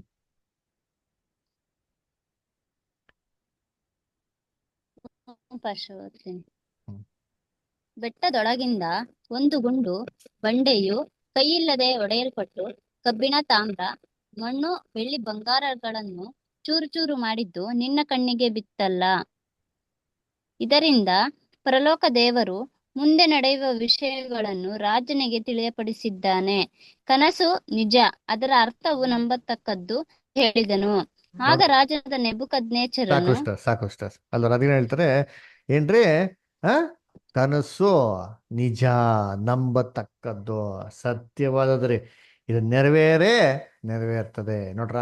ಹಂಗಾರೆ 5ನೇ ಸಾಮ್ರಾಜ್ಯ ರೋಮ್ ರಾಜ್ಯ ಭೂಲೋಕದಲ್ಲಿ ಸತ್ಯನಾ? ಎಸ್, ಸತ್ಯ. ಹೆಂಗೆ ರೋಮ್ ರಾಜ್ಯ ಭೂಲೋಕದಲ್ಲಿ ಇರೋ ಸತ್ಯನೋ ಅದೇ ಪ್ರಕಾರ ಏನ್ರಿ ಈ ಒಂದು ರಾಜ್ಯ ಕೂಡ ಭೂಲೋಕದಲ್ಲಿ ಇರೋದು ಅಷ್ಟೇ ಸತ್ಯ ಅಲ್ವರ. ಕರ್ತನಲ್ಲಿ ಪ್ರೀತಿ ಅಂತ ಸೋದರಿಗಳೇ, ಅದರ ಇವಾಗ ಏನಪ್ಪ ಮಾಡೋಣ ಅಂತಂದ್ರೆ ಏನ್ರಿ, ಇದೇ ಒಂದು ದರ್ಶನ ಏನ್ರಿ 7ನೇ ಅಧ್ಯಾಯಲ್ಲಿ ನೋಡೋಣ. ಯಾರು ಓದ್ರಿ? ದಾನಿಯಲ್ 7ನೇ ಅಧ್ಯಾಯ 2 ಮತ್ತು 3. ವಿಲಾಸ್ಪದರ್ ಓದ್ತೀರಾ? Yes pastor. ದಾನಿಯಲ್ 7:2-3. ಓಕೆ. ನಾನು ರಾತ್ರಿ ಕಂಡ ಕನಸಿನಲ್ಲಿ, ಆಹಾ, ಚತುರ್ದಿಕ್ಕಿನ ಗಾಳಿಗಳು ಮಹಾಸಾಗರದ ಮೇಲೆ ರಭಸವಾಗಿ ಬೀಸಿ ಬಡಿಯುತ್ತಿದ್ದವು. ಒಂದಕ್ಕೊಂದು ವಿಲಕ್ಷಣವಾದ 4 ದೊಡ್ಡ ಮೃಗಗಳು ಸಾಗರದೊಳಗಿಂದ ಬಂದವು. ಮೊದಲು ಕಾಣಿಸಿದ ಮೃಗವು ಸಿಂಹದ ಹಾಗಿತ್ತು. ಒಂದ್ ನಿಮಿಷ ನೋಡಿದ್ದೀನಿ. ಇವಾಗ ಅಲ್ಲಿ ನೋಡಿಸಿರಂತ ದರ್ಶನನೇ ಇಲ್ಲಿ ಇನ್ನೊಂದು ಆಂಗಲ್ ಅಲ್ಲಿ ದಾನಿಯಲ್ಗೆ ನೋಡಿಸ್ತಾರೆ. ತಾನು ಕಂಡಂತ ಕನಸಿನಲ್ಲಿ ಏನ್ ಮಾಡಿದ್ರಂತೆ, ಚತುರ್ದಿಕ್ಕಿಂದ ಒಂದು ಗಾಳಿ ಸಮುದ್ರದ ಮೇಲೆ ಬೀಸೋದನ್ನ ಕಂಡ್ರು ಅಂತ ಹೇಳ್ತಾರೆ. ಸಮುದ್ರ ಅಂದೇನೋ ಲೋಕದ ರಾಜ್ಯಗಳು. ಚತುರ್ದಿಕ್ಕಿಂದ ಗಾಳಿ ಬೀಸಿದಾಗ ಏನಾಗ್ತದೆ? ಸುಂಟ್ರ ಗಾಳಿ ಬರ್ತದೆ. ಭೂಮಿಗಿರಂತ 4 ಇನ್ಫ್ಲೂಯೆನ್ಸ್: ಸೋಷಿಯಲ್, ಪೊಲಿಟಿಕಲ್, ಫೈನಾನ್ಷಿಯಲ್, ಅದರ ಆಮೇಲೆ ಏನ್ರಿ ರಿಲಿಜಿಯಸ್. ಈ 4 ಇನ್ಫ್ಲೂಯೆನ್ಸ್ ಭೂಲೋಕದಲ್ಲಿ ಬಿದ್ದಾವಾಗ ಈ ಜನಗಳ ನಡುವೆನೆ ಏನ್ ಬಂತಂತೆ? 4 ಮೃಗಗಳು ಒಂದೊಂದು ಡಿಫ್ರೆಂಟ್ ಆಗಿರುತ್ತೆ. ಸರಿ, ಹೆಂಗಿತ್ತು ಮೃಗ? ಅದರ ಓದನ ವಿಲಾಸ ನನಗೆ ಕಂಟಿನ್ಯೂ ಮಾಡಿದ್ದೀನಿ. ಎಲ್ಲಿ ಅಂತಂದ್ರೆ ದಾನಿಯಲ್ 7ನೇ ಅಧ್ಯಾಯ 4ನೇ ವಾಕ್ಯ. ಓಕೆ. ಮೊದಲು ಕಾಣಿಸಿದ ಮೃಗವು ಸಿಂಹದ ಹಾಗಿತ್ತು. ಅದಕ್ಕೆ ಹದ್ದಿನಂತ ರೆಕ್ಕೆಗಳಿದ್ದವು. ನಾನು ನೋಡುತ್ತಿರುವಾಗಲೇ ಆ ರೆಕ್ಕೆಗಳು ಕೀಳಲ್ಪಟ್ಟವು. ಅದು ನೆಲದಿಂದ ಎತ್ತಲ್ಪಟ್ಟು ಮನುಷ್ಯನ ಹಾಗೆ 2 ಕಾಲುಗಳ ಮೇಲೆ ನಿಲ್ಲಿಸಲ್ಪಟ್ಟಿತ್ತು. ಅದಕ್ಕೆ ಮನುಷ್ಯನ ಹೃದಯವು ಕೊಡಣವಾಯಿತು. ನೋಡ್ರ ಏನಂತ ಮೊದಲನೇ ಮೃಗ ಹೆಂಗಪ್ಪ ಇತ್ತು ಅಂದ್ರೆ ಸಿಂಹದ ತರ ಇತ್ತು ಅಂತ ನೋಡ್ತೀವಿ. ಅದಕ್ಕೆ ಹದ್ದಿನ ತರ ರೆಕ್ಕೆ ಕೊಡಲ್ಪಡ್ತು ಅಂತ ನೋಡ್ತೀವಿ. ಅಂದ್ರೆ ಮೊದಲನೇ ಏನ್ರಿ ಒಂದು ಮೃಗ ಏನ್ರಿ ಸಿಂಹ. ಎರಡನೇ ಮೃಗ ಹೆಂಗಿತ್ತಂತೆ ಓದಿ ಬದ್ರ ಹಂಗೆ ಕಂಟಿನ್ಯೂ ಮಾಡಿ ಬದಾರ. ದಾನಿಯಲ್ಲಿ 7ನೇ ಅಧ್ಯಾಯ 5ನೇ ವಾಕ್ಯ. ಆ ಇನ್ನೊಂದು ಮೃಗ ಎರಡನೇದು, ಅದು ಕರಡಿ ಆಗಿತ್ತು. ಒಂದು ಹೆಗಲನ್ನು ಮೇಲಕ್ಕೆ ಎತ್ತಿಕೊಂಡಿತ್ತು. ತನ್ನ ಬಾಯಲ್ಲಿ ಹಲ್ಲುಗಳ ನಡುವೆ 3 ಪಕ್ಕೆಲುಬುಗಳನ್ನು ಕಚ್ಚಿಕೊಂಡಿತ್ತು. ಸಾಕ್ಬಿಡಿ. ನೋಡಿ ಏನೇನು ನೋಡ್ತೀವಿ ಅಂದ್ರೆ ಎರಡನೇ ಮೃಗ ಕರಡಿ ತರ ಇತ್ತು ಅಂತ ನೋಡ್ತೀವಿ. ಒಂದು ಏನ್ರಿ ಭುಜ ಮೇಲೆ ಎತ್ಕೊಂಡಿತ್ತಂದ್ರೆ ಇನ್ನೊಂದು ಭುಜ ಕೆಳಗಡೆ ಇತ್ತಂತೆ. ಬಾಯಿನಲ್ಲಿ 3 ಪಕ್ಕೆಲು ಬಿತ್ತು ಅಂತ ನೋಡ್ತೀರಿ. ಅದರ ಎರಡನೇ ಮೃಗ. ಅದರ ಮೂರನೇ ಮೃಗ ಹೆಂಗಿತ್ತು ಕಂಟಿನ್ಯೂ ಮಾಡಿಬೋದಾರ 6ನೇ ವಾಕ್ಯ. ಎಲ್ಲ ಗಮನಿಸಿ ದಯವಿಟ್ಟು ಎಲ್ಲಾರು ಬೈಬಲ್ ತೆಗೆದು ಗಮನ ಇಟ್ಟು ಕೇಳಿ ಬ್ರದರ್ ಓದೋದನ್ನ ಓದಿ ಬ್ರದರ್. ಓಕೆ. ಅನಂತರ ನಾನು ನೋಡುತ್ತಿರುವಲ್ಲಿ ಇಗೋ, ಚಿರತೆಯ ಹಾಗಿರುವ ಮತ್ತೊಂದು ಮೃಗವು ಕಾಣಿಸಿತು. ಅದರ ಪಕ್ಕಗಳಲ್ಲಿ ಪಕ್ಷಿಯ ರೆಕ್ಕೆಯಂತಿರುವ 4 ರೆಕ್ಕೆಗಳಿದ್ದವು. ಆ ಮೃಗಕ್ಕೆ 4 ತಲೆಗಳಿದ್ದವು. ಅದಕ್ಕೆ ದೊರೆತನವು ಕೊಡಣವಾಯಿತು. ನೋಡ್ರ ಮೂರನೇ ಮೃಗ ಹೆಂಗಪ್ಪ ಇತ್ತು ಅಂದ್ರೆ ಚಿರತೆ ತರ ಇತ್ತು ಅಂತ ನೋಡ್ತೀರಿ. ಅದಕ್ಕೆ 4 ರೆಕ್ಕೆಗಳಿತ್ತಂತೆ, 4 ತಲೆಗಳಿತ್ತಂತ್ರಿ. ಅದಕ್ಕೆ ದೊರೆತನ ಏನ್ರಿ ಅದಕ್ಕೆ ಕೊಡೋಣವಾಯ್ತು ಅಂತ ನೋಡ್ತೀರಿ. ಕರ್ತನಲ್ಲಿ ಪ್ರೀತಿ ಅಂತ ಸ್ವರಗಳೇ ಚಿರತೆ ತರ ಅಂತ ಮೂರನೇ ಮೃಗ. 4ನೇ ಮೃಗ ಹೆಂಗಿತ್ತು ಓದ ನೋಡಿರ್ತೀನಿ. ಅದರ ಎಲ್ಲಾ ಮೃಗಕ್ಕಂತೂ ಟೋಟಲ್ ಡಿಫ್ರೆಂಟ್ ರೀ ಇದು. ಯಾರು ಹೆಂಗಿತ್ತು ರಂಗಸ್ವಾಮಿ ಬದರ್ ಓದಿ ದಾನಿಯಲ್ಲಿ 7ನೇ ಅಧ್ಯಾಯ 7 ಮತ್ತು 8ನೇ ವಾಕ್ಯ ಬದರ್. ನಾನು ರಾತ್ರಿ ಕಂಡ ಕನಸಿನಲ್ಲಿ ಸ್ವಲ್ಪ ಹೊತ್ತಿನ ಮೇಲೆ ಆಹಾ 4ನೇ ಮೃಗವು ಕಾಣಿಸಿತು. ಅದು ಭಯಂಕರ ಎದುರಿಸುವಂಥದ್ದು, ಅಧಿಕ ಬಲವುಳ್ಳದು. ಅದಕ್ಕೆ ಕಬ್ಬಿಣದ ದೊಡ್ಡ ಹಲ್ಲುಗಳಿದ್ದವು. ಅದು ನುಂಗುತ್ತಾ ಚೂರು ಚೂರು ಮಾಡುತ್ತಾ ಮಿಕ್ಕುದನ್ನು ಕಾಲುಗಳಿಂದ ತುಳಿಯುತ್ತಾ ಇತ್ತು. ಅದು ಮಿಂಚಿನ ಎಲ್ಲಾ ಮೃಗಗಳಿಗಿಂತ ವಿಲಕ್ಷಣವಾಗಿತ್ತು. ಅದಕ್ಕೆ 10 ಕೊಂಬುಗಳಿದ್ದವು. ನಾನು ಆ ಕೊಂಬುಗಳನ್ನು ಗಮನಿಸುತ್ತಿರುವಲ್ಲಿ ಇಗೋ, ಅವುಗಳ ನಡುವೆ ಇನ್ನೊಂದು ಚಿಕ್ಕ ಕೊಂಬು ಮೊಳೆಯಿತು. ಅದರ ದೃಷ್ಟಿಯಿಂದ ಮುಂಚಿನ ಕೊಂಬುಗಳಲ್ಲಿ 3 ಬೇರು ಸಹಿತ ಕೀಳಲ್ಪಟ್ಟವು. ಈ ಕೊಂಬಿನಲ್ಲಿ ಮನುಷ್ಯನ ಕಣ್ಣುಗಳಂತಿರುವ ಕಣ್ಣುಗಳು, ಬಡಾಯಿ ಕೊಚ್ಚಿಕೊಳ್ಳುವ ಬಾಯಿಯೂ ಇದ್ದವು. ನೋಡಿ ಇಲ್ಲಿ 4ನೇ ಮೃಗ ಹೆಂಗಪ್ಪ ಇತ್ತು ಅಂತಂದ್ರೆ ಎಲ್ಲಾ ಮೃಗಗಳಕ್ಕಿಂತ ಭಯಂಕರವಾಗಿ ಎದುರಿಸಂತದ್ದಾಗಿತ್ತಂತೆ. ಟೋಟಲಿ ಡಿಫ್ರೆಂಟ್ ರೀ ಎಲ್ಲಾ ಮೃಗಗಳಿಗೆ. ಏನಪ್ಪ ಡಿಫ್ರೆಂಟ್ ಅಂದ್ರೆ ನೋಡಿ ಎಲ್ಲಾ ಮೃಗಗಳಿಗೆ ಹೆಸರು ಕೊಟ್ರು. ಈ ಮೃಗಕ್ಕೆ ಹೆಸರನ್ನೇ ಕೊಡಕ್ಕಾಗತ್ತೆ. ಅವರ ಭಯಂಕರ ಫೆರೋಷಿಯಸ್ ಬೀಸ್ಟ್ ಅಂತ ಕೊಟ್ಬಿಟ್ರಿ. ಅದರ ಇದೇನಪ್ಪ ಸ್ಪೆಷಾಲಿಟಿ ಅಂತಂದ್ರೆ ಬೇರೆ ಎಲ್ಲಾ ಮೃಗಗಳಿಗೆ ಕೊಂಬೆ ಇರಲಿಲ್ಲ ರೀ. ಆದ್ರೆ ಈ ಮೃಗಕ್ಕೆ ಏನಿದೆ ಕೊಂಬಿತ್ತಂತೆ. ಎಷ್ಟಿತ್ತಂತೆ ತಲೆ ಮೇಲೆ ಕೊಂಬು ಅಂತ ಅಬ್ಸರ್ವ್ ಮಾಡಿದ್ರೆ 10 ಕೊಂಬುಗಳಿತ್ತಂತೆ. ಅದ್ರ ಹಿಂಗೇ ನೋಡ್ತಾ ಇರ್ಬೇಕ್ರೆ ಏನ್ರಿ ಆ ತಲೆಯಲ್ಲಿ ಒಂದು ಚಿಕ್ಕ ಕೊಂಬು ಮೊಳಿತಾ ಬಂತಂತಾರೆ. ಇದ್ರ ದೆಸೆಯಿಂದ 3 ಕೊಂಬು ಬೇರ್ ಸಮೇತ ಕೀಳಲ್ಪಡ್ತಂತರಿ. ಅಂದ್ರ ಈ ಚಿಕ್ಕ ಬೆಳಿತಲ್ಲ ಕೊಂಬು, ಅದ್ರ ಸ್ಪೆಷಾಲಿಟಿ ಏನಪ್ಪಾ ಅಂತ ನೋಡ್ತಿದ್ರೆ ಅದ್ರಲ್ಲಿ ಮನುಷ್ಯನ್ಗಿರಂತ ಬಾಯಿ, ಬಡಾಯಿ ಕೊಚ್ಕೊಳ್ಳೋಂಥ ಬಾಯಿ, ಆಮೇಲೆ ಮನುಷ್ಯನ್ಗಿರಂತ ಕಣ್ಣೇನಾಗಿತ್ತಂತೆ ಅದ್ರಲ್ಲಿ ಇತ್ತು ಅಂತ ಹೇಳ್ತಾರೆ. ಇದು 4ನೇ ಮೃಗ ರೀ. ಏನಿದೆ ಅರ್ಥ? ಕರ್ತನಲ್ಲಿ ಪ್ರೀತಿ ಅಂತ ಸ್ವರ್ಗಳೇ ಸೇಮ್ ರೀ. ದಾನಿಯಲ್ಲಿ 2ನೇ ಅಧ್ಯಾಯ ನೋಡಿರೋಂಥ ಅರ್ಥನೇ ಇಲ್ಲಿರೋದು ಅಲ್ಲರ ಸೇಮ್ ರೀ. ಅಲ್ಲರ ಅಲ್ಲೇನ್ ಮಾಡಿದ್ರೆ ಏನ್ರಿ ಒಂದು ಲೋಹದ ಮುಖಾಂತರ ಒಂದು ಶಿಲೆಯ ಮುಖಾಂತರ ನೋಡ್ತಾರೆ. ಇಲ್ಲಿ 4 ಮೃಗಗಳ ರೀತಿಯಲ್ಲಿ ಏನ್ ಮಾಡೋದು ನಮ್ಗೆ ನೋಡ್ಸ್ಬಿಡ್ತಾರೆ. ಹೇಗೆ ಅಂತಂದ್ರೆ ಅಲ್ಲೇ ನೋಡ್ತೀರಿ ಏನ್ರಿ ಒಂದು ಆಂಗಲ್, ಇಲ್ಲಿ ಇನ್ನೊಂದು ಆಂಗಲ್ ಏನ್ರಿ. ದಾನಿಯಲ್ಲಿ 7ನೇ ಅಧ್ಯಾಯ ನೋಡೋದು ಏನ್ರಿ ಲೋಕದ ರಾಜ್ಯಗಳು ದೇವರ ದೃಷ್ಟಿಯಲ್ಲಿ ಹೇಗಿದೆ ಅಂತ. ದೇವರ ದೃಷ್ಟಿಯಲ್ಲಿ ಲೋಕದ ರಾಜ್ಯಗಳೆಲ್ಲ ಕ್ರೂರವಾಗಿರೋಂಥ ಮೃಗದ ತರ ಐತರಿ. ಆದರೆ ಇದೇ ಒಂದು ಲೋಕದ ರಾಜ್ಯಗಳು ಮನುಷ್ಯನ ದೃಷ್ಟಿಯಲ್ಲಿ ಹೆಂಗಿದೆ, ತುಂಬಾ ಸೂಪರ್ ಆಗಿದೆ. ಅದಕ್ಕೆ ಅವತ್ತು ಮನುಷ್ಯ ಹಿಸ್ಟ್ರಿ ಓದ್ಬಿಟ್ಟು ಎಷ್ಟೆಷ್ಟೋ ಯುದ್ಧಗಳ ಬಗ್ಗೆ ಓದ್ಬಿಟ್ಟು ಅಂತಂಥ ಪರಾಕ್ರಮ ವೀರರುಗಳು ಇವನ್ನೆಲ್ಲ ಸಾಯಿಸಿ ಎಷ್ಟೋ ಕುಟುಂಬನ ನಾಶ ಮಾಡಿ ತಬ್ಬಲಿಗಳನ್ನಾಗಿ ಮಾಡಿ ಅದರ ಹಂಗೆ ಮಾಡಿರೋಂಥ ಈ ಯುದ್ಧಗಳನ್ನೆಲ್ಲ ನೋಡಿ ಹಿಸ್ಟ್ರಿ ಅವ್ರು ಏನು ಮಾಡ್ತಾರೆ, ಅಪ್ರಿಷಿಯೇಟ್ ಮಾಡ್ತಾರೆ. ಓ ಅಂಥ ವೈಭವದಿಂದ ಆಳ್ವಿಕೆ ಮಾಡೋದು, ಹಿಂಗೆ ಆಳ್ವಿಕೆ ಮಾಡೋದು ಅಂತ. ಇವೆಲ್ಲ ದೇವ ದೃಷ್ಟಿಯಲ್ಲಿ ಅಸಹ್ಯವಾಗಿರೋಂಥ ಕ್ರೂರವಾಗಿರೋ ಮುರುಗಳ ಥರ ಇದೆ ರೀ ಅಲ್ವರ. ಸರಿ, ಇದೇ ಒಂದು ರಾಜ್ಯನ ಇಲ್ಲಿ ಹೇಗೆ ಸೂಚನೆ ಮಾಡಿದ್ರೆ ಅಲ್ಲಿ ಬಂಗಾರದ ತಲೆ ಬಾಬಿಲೋನ್ ರಾಜ್ಯ ಅಂತ ನೋಡಿರಿ. ಅದನ್ನ ಇಲ್ಲಿ ಸಿಂಹಕ್ಕೆ ಏನು ಮಾಡಿದ್ರೆ ಹೋಲಿಕೆ ಮಾಡಿದ್ರೆ. ಯಾಕೆ ಸಿಂಹ? ಇವಾಗ ನೀವು ಹೇಳ್ರಿ ಸಿಂಹ ಅಂದ್ರೆ ಏನು? ಸಿಂಹ ಏನಕ್ಕೆ ಫೇಮಸ್? ಸ್ಕೂಲಲ್ಲಿ ಹೇಳ್ಕೊಡ್ತಾರಲ್ಲ, ಸ್ಕೂಲಲ್ಲಿ ಏನು ಹೇಳ್ಕೊಡಿದ್ದಾರೆ? ಸಿಂಹ ಏನಕ್ಕೆ ಫೇಮಸ್ಸು? ಅಯ್ಯಯ್ಯೋ, ಯಾರು ಸ್ಕೂಲ್ಗೆ ಹೋಗಿಲ್ವಾ? ಕಾಡಿನ ರಾಜ. Very good. ಕಾಡಿನ ರಾಜ್ಯ, the king of the jungle. ಈ ಥರ ಇಡೀ ಲೋಕವನ್ನು ಆಳ್ವಿಕೆ ಮಾಡ್ತಾರೆ. ಮೊದಲನೇ ರಾಜ್ಯ ಬಾಬಿಲೋನ್ ರಾಜ್ಯ. ಅದಕ್ಕೆ ಚಿನ್ನದ ಒಂದು ತಲೆಗೆ ಹೋಲಿಕೆ ಮಾಡಿರೋದು. ಎರಡನೇ ರಾಜ್ಯ ಏನ್ ನೋಡ್ತೀರಿ? ಭುಜ ಏನ್ರಿ, ಬೆಳ್ಳಿ ಇದಾಗಿತ್ತು ಅಲ್ವರ. ತೋಳು, ಎರಡು ತೋಳು ಇತ್ತಲ್ವ, ಎರಡು. ಮೇದೋ ಪರ್ಷಿಯ ಇಬ್ರು ಇಬ್ರು ಒಟ್ಟಿಗೆ ಸೇರಿ ಆಳ್ವಿಕೆ ಮಾಡಿರೋಂಥ ರಾಜ್ಯ. ಅದಕ್ಕೆ ಮೇದೋ ಪರ್ಷಿಯ ಅಂತ ಹೇಳ್ತಾರೆ. ಅದನ್ನ ಕರಡಿಗೆ ಏನ್ ಮಾಡಿದ್ರು? ಹೋಲಿಕೆ ಮಾಡ್ರು. ಒಂದು ಭುಜ ಮೇಲೆ ಇತ್ತು, ಇನ್ನೊಂದು ಭುಜ ಕೆಡೆ ಇತ್ತು. ಭುಜ ಏನರ್ಥ? ಏನ್ರಿ? ಜವಾಬ್ದಾರಿ. ಒಂದು ಕೆಡೆ ಇತ್ತು, ಇನ್ನೊಂದು ಮೇಡೆ ಇತ್ತು. ಅಂದ್ರೆ ಒಬ್ರು ಪವರ್ಫುಲ್, ಒಬ್ರು ವೀಕು. ಮೇದ್ಯರು ಸ್ವಲ್ಪ ಶಕ್ತಿಯಲ್ಲಿ ಕಮ್ಮಿ ಇದ್ರು, ಆದ್ರೆ ಪರ್ಷಿಯರು ತುಂಬಾ ಪವರ್ಫುಲ್ ಆಗಿದ್ರು. ಅಲ್ವರ. ಇವ್ರು ಕರಡಿಗೆ ಏನಕ್ಕೆ ಹೋಲಿಸ್ತಾರೆ ಅಂತಂದ್ರೆ, ಮೇದ ಪರ್ಷಿಯರು ಕೈಗೆ ಸಿಗಾಕೊಂಡ್ಬಿಟ್ಟೆ ತಪ್ಪಿಸ್ಕೊಂಡು ಭಾರಿ ಕಷ್ಟ ರೀ. ಬೈಬಲ್ ತುಂಬಾ ಇದೆ ಎಕ್ಸಾಂಪಲ್ಸ್ಗಳು ನೋಡಿರ್ತೀನಿ. ಅದಕ್ಕೆ ಈ ಕರಡಿಯ ಗುಣ ಏನಪ್ಪಾ ಅಂತಂದ್ರೆ, ಕರಡಿನ ತಪ್ಪಿಸ್ಕೊಳಕ್ಕೆ ಸಾಧ್ಯ ಇಲ್ಲ. ನೀವು ಮರಕ್ಕೆ ಹತ್ಬಿಡಿ, ಮರ ಹತ್ಕೊಂಡ್ ಬರ್ತದೆ ಅದು. ಸಮುದ್ರಕ್ಕೆ ಈಜೊಡಿರಿ, ಸಮುದ್ರಕ್ಕೂ ಬರ್ತದೆ. ಬೆಟ್ಟ ಗುಡ್ಡ ಎಲ್ಲಿ ಓಡಿದ್ರು ಅಲ್ಲೂ ಬರ್ತಾರೆ ಫಾಲೋ ಮಾಡ್ಕೊಂಡು. ಕರಡಿಯಿಂದ ತಪ್ಪಿಸ್ಕೊಬೇಕಂದ್ರೆ ಒಂದೇ ಮಾಡ್ಬೇಕ್ರಿ, ಸತ್ತೋದ್ ಒಂಥರ ಬಿತ್ಕೊಂಡ್ಬೇಕ್ರಿ. ಆವಾಗ ಕರಡಿಗೆ ಸರೆಂಡರ್ ಆಗ್ಬಿಟ್ರೆ ಕರಡಿ ಸುಮ್ಮನೆ ಆಗ್ಬಿಡ್ತಾ. ಈ ಥರ ಮೇದೋ ಪರ್ಷಿಯದವ್ರ ಕೈಗೆ ಸಿಗಾಕೊಂಡ್ರೆ ಎಸ್ಕೇಪ್ ಆಗೋದು ತುಂಬಾ ಕಷ್ಟ. ಮೂರನೇದು ಏನ್ರಿ? ಹೊಟ್ಟೆ ಮತ್ತೆ ತೊಡೆ ತಾಮ್ರದ ನೋಡಲ್ಲ. ಇದು ಯಾವ ರಾಜ್ಯ ಅಂತ ನೋಡಿದ್ರೆ ಗ್ರೀಸ್ ರಾಜ್ಯ. ಇದನ್ನ ಇಲ್ಲಿ ಚಿರತೆಗೆ ಹೋಲಿಸಿದ್ದಾರೆ. ಚಿರತೆ ಮುಂಚೆನೇ ಫಾಸ್ಟ್, ಚಿರತೆ ರೆಕ್ಕೆ ಕೊಟ್ಬಿಟ್ರೆ ಸೂಪರ್ ಫಾಸ್ಟ್. ಇದೇನ್ ಸೂಚನೆ ಮಾಡ್ತಾರೆ ಅಂದ್ರೆ, Alexander great, Greece emperor, first emperor ಹೆಂಗಿದ್ದ? ಸೂಪರ್ ಫಾಸ್ಟ್ ರೀ.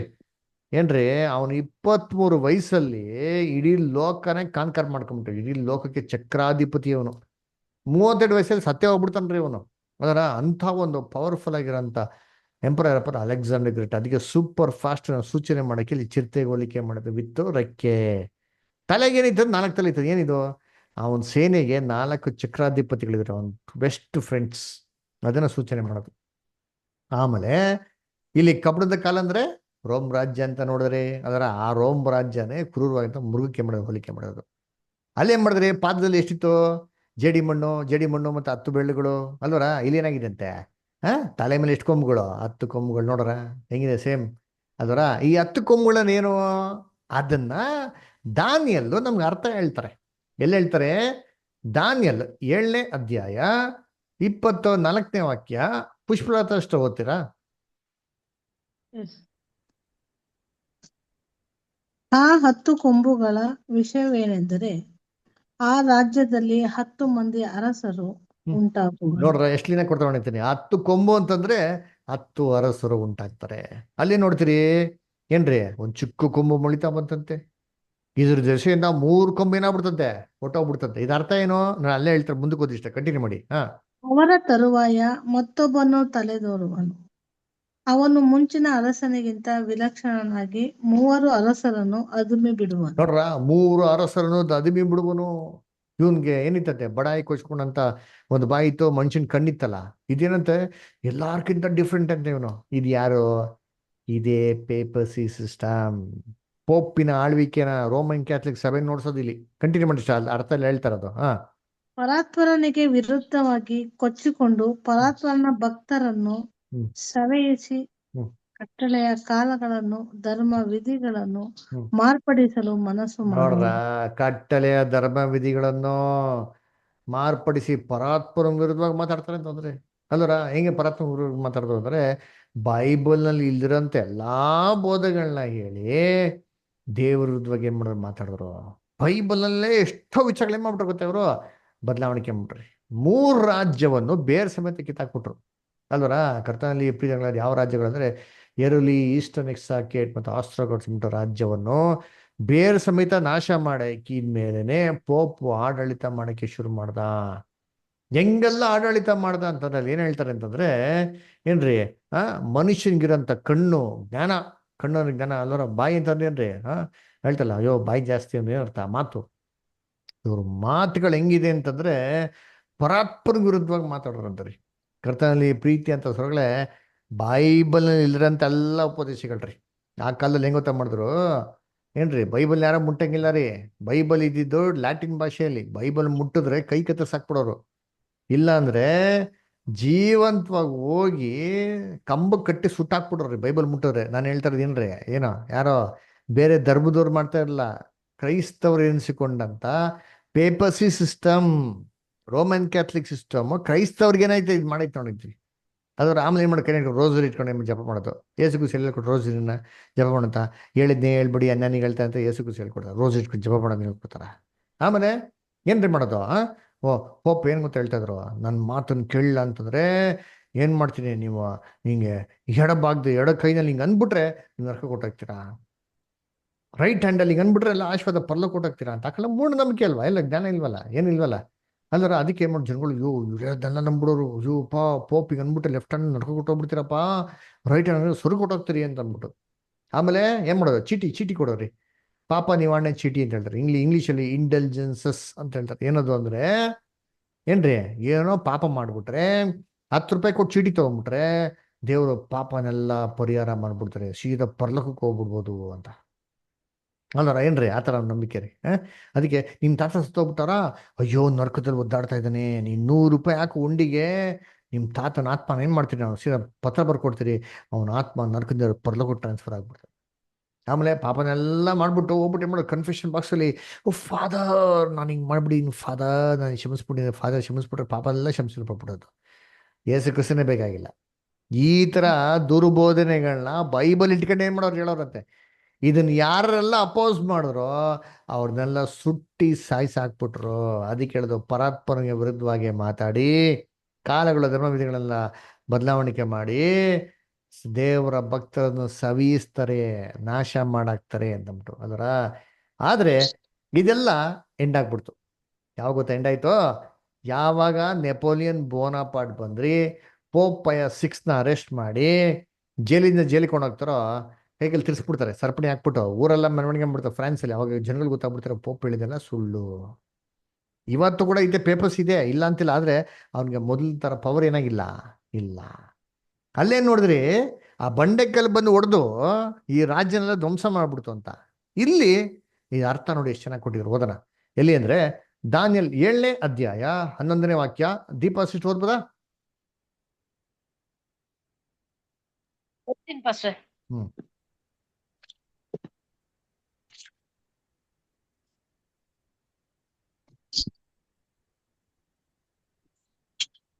ಆಗ ನಾನು ನೋಡುತ್ತಿರಲು, ಇಗೋ, ಕೊಂಬು ಬಡಾಯಿ ಕೊಚ್ಚಿಕೊಂಡ ನಿಮಿತ್ತ ಆ ಕೊಂಬಿನ ಮೃಗವನ್ನು ಕೊಂದು ಅದರ ಹೆಣವನ್ನು ಉರಿಯುವ ಬೆಂಕಿಗೆ ಹಾಕಿ ನಾಶ ಮಾಡಿದರು. ಏನ್ ಮಾಡ್ತಾರೆ? ಉರಿಯ ಬೆಂಕಿಗೆ ಹಾಕಿ ನಾಶ ಮಾಡಿದ್ರು. ಇದೇನು ಎಲ್ಲ ಏನ್ ಮಾಡ್ತಾರೆ? ಅಯ್ಯೋ ನರಕಕ್ಕೆ ಹಾಕ್ಬಿಟ್ರೆ, ನರಕ ಇರ್ಕಲ್ಲ ರೀ, ಬೆಂಕಿಗೆ ಹಾಕ್ರು ಕೊಡ್ರಿ. ಹೆಂಗೆ ಮೃಗ ಬಂದ್ಬಿಟ್ಟು ಒಂದು ನೇರವಾಗಿರೋಂಥ ನಿಜವಾದ ಮೃಗ ಅಲ್ವೋ, ಇಲ್ಲಿ ಬೆಂಕಿ ಅಂದ್ರೆ ಕೂಡ ಹೇಳ್ಬೇಕಾರೇನ್ರಿ, ದೇವರ ಕೋಪಕ್ಕೆ ಕೇಳೋದು ತರ. ಹೆಂಗೆ ಒಂದು ಬೆಂಕಿಗೆ ಹಾಕಿದ್ರೆ ಸರ್ವನಾಶ ಆಗಿ ಸುಟ್ಟು ಬೂದಿ ಆಗ್ಬಿಡ್ತಾರೋ ಆಯ್ತರ ಇದು ಸರ್ವನಾಶದ ಬಗ್ಗೆ ಏನ್ ಮಾಡ್ತಾ ಇದ್ರು ಹೇಳ್ತಾರೆ ನೋಡಿ. ಓದೋಣ ದಾನಿಯೇಲ್ 7:26. ರಮೇಶ್ ಬ್ರದರ್ ಓದ್ತೀರಾ? Ramesh brother okay. Shadrach brother ಓದ್ಬೋದಾ? Shadrach brother Daniel 7:26. ಆಮೇಲೆ ನ್ಯಾಯಸಭೆಯು ಕೂತು ಅವನ ದೊರೆತನವನ್ನು ಕಿತ್ತು ತೀರಾ ಧ್ವಂಸ ಮಾಡಿ ಕೊನೆಗಾಣಿಸಿ ಬಿಡುವುದು. ನೋಡ್ರ, ಅದನ್ನೇ ಅರ್ಥ ರೀ. ನೋಡಿ ಅಲ್ಲೇ ಕೊಟ್ಬಿಟ್ಟು ಅದು ಎಕ್ಸ್ಪ್ಲೇಷನ್ ಅಲ್ಲೇ ಏನ್ ಮಾಡೋದು, ದಾನಿಯೇಲಲ್ಲೇ ನಮಗೆ ಸೂಪರ್ ಆಗಿ ಕೊಟ್ಟಿರುತ್ತೆ. ಕಾಣಿಸ್ಬಿಡ್ತಾನಂತೆ, ಕಂಪ್ಲೀಟ್ ಆಗಿ ಏನ್ ಮಾಡ್ತಾರೆ, ನಾಶ ಮಾಡಾಕ್ಬಿಡ್ತಾರೆ. ಅಲ್ಲಿ ಏನ್ ಮಾಡಿದ್ರು, ಬಂಡೆಕಲ್ಲಿ ಹೊಡೆದ್ಬಿಟ್ಟು ದೊಡ್ಡ ಬೆಟ್ಟ ಆಯ್ತು. ಇದೇ ಅಂತ ಅರ್ಥ ನೋಡಿದ್ರಿ, ಇದು ಕ್ರಿಸ್ತನ ಮುಖಾಂತರ ಭೂಲೋಕದ ಸ್ಥಾಪನೆ ಆಗಿರೋಂಥ 5ನೇ ಸಾಮ್ರಾಜ್ಯ ಅಂತ ನೋಡಿದ್ರಿ. ಕರೆಕ್ಟಾ? ಇವಾಗ ಇಲ್ಲಿ ನೋಡಿ ತುಂಬಾ ಸೂಪರ್ ಆಗಿ ಕೊಟ್ಟವ್ರು ಅಂತೀನಿ. ಕ್ಲಿಯರ್ ಅರ್ಥ ಏನ್ ಮಾಡಿದ್ರೆ ನಮ್ಗೆ ಇಲ್ಲಿ ಕ್ಲಿಯರ್ ಆಗಿ ಕೊಟ್ಟಿದ್ದಾರೆ ಅಲ್ವರ. ಎಲ್ಲಪ್ಪ ಅಂದ್ರೆ ದಾನಿಯೇಲ್ 7ನೇ ಅಧ್ಯಾಯ 13 ಮತ್ತೆ 14ನೇ ವಾಕ್ಯ. ಶೆರ್ಲಿ ಸಿಸ್ಟರ್ ಓದ್ಬೋದಾ?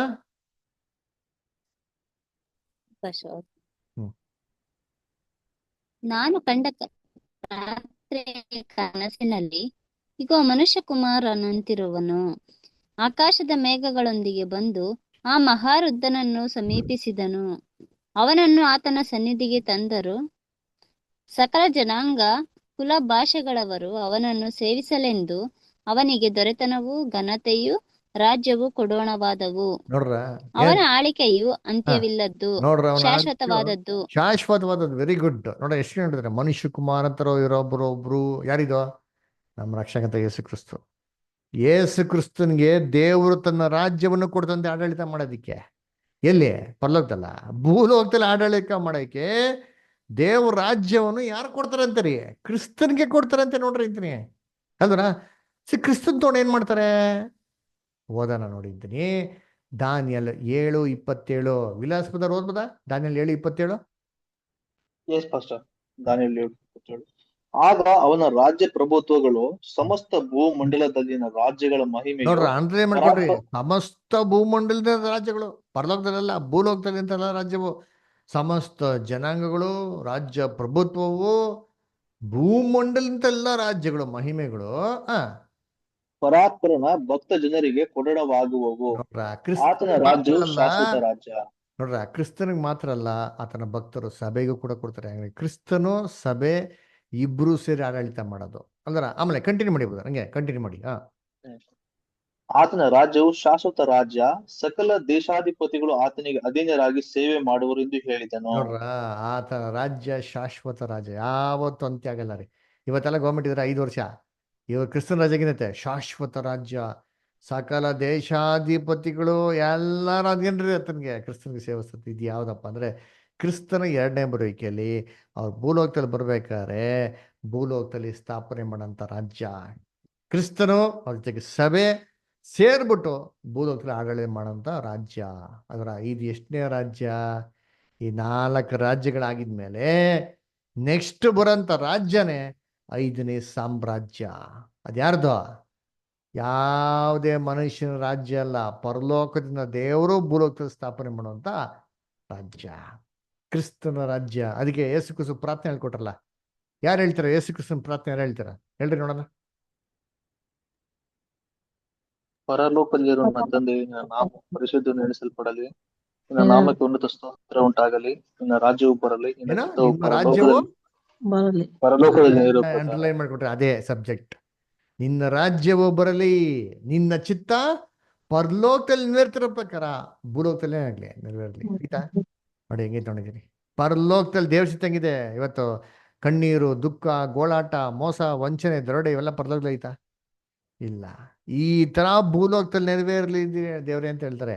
ಇದಕ್ಕಾಗೇನೆ ಯೇಸು ಕ್ರಿಸ್ತು ಬಂದ್ಬಿಟ್ಟು ತನ್ನ ಪ್ರಾಣ ತ್ಯಾಗ ಮಾಡಿದ್ರಿ. ಅದಕ್ಕೆ ನೆಕ್ಸ್ಟ್ ಬರೋಂಥ ರಾಜ್ಯ ಯಾವ ರಾಜ್ಯಪ್ಪ ಅಂತಂದ್ರೆ ಕ್ರಿಸ್ತನ ರಾಜ್ಯ, ಭೂಲೋಕದ ಸ್ಥಾಪನೆಗಂತ 5ನೇ ಸಾಮ್ರಾಜ್ಯ. ಅದರ ಓದೋಣ ನೋಡಿರ್ತೀರಿ. ಲೂಕ 4:43 ಓದಿ ಪುಷ್ಪ ಅಷ್ಟರ್. ಲೂಕ 4:43.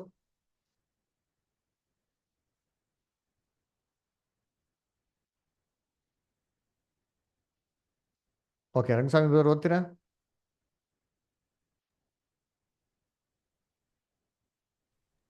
ಆದರೆ ಆತನು ಅವರಿಗೆ, ನಾನು ದೇವರ ರಾಜ್ಯದ ಸುವಾರ್ತೆಯನ್ನು ಬೇರೆ ಊರುಗಳಿಗೂ ಸಾರಿ ಹೇಳಬೇಕಾಗಿದೆ, ಇದಕ್ಕಾಗಿಯೇ ಕಳುಹಿಸಲ್ಪಟ್ಟಿದ್ದೇನೆ ಎಂದು ಹೇಳಿದನು. ನೋಡ್ರ, ಹೇಳ್ತಾರೆ ನೋಡಿ, ಎಷ್ಟು ಹೇಳ್ತಾರೆ.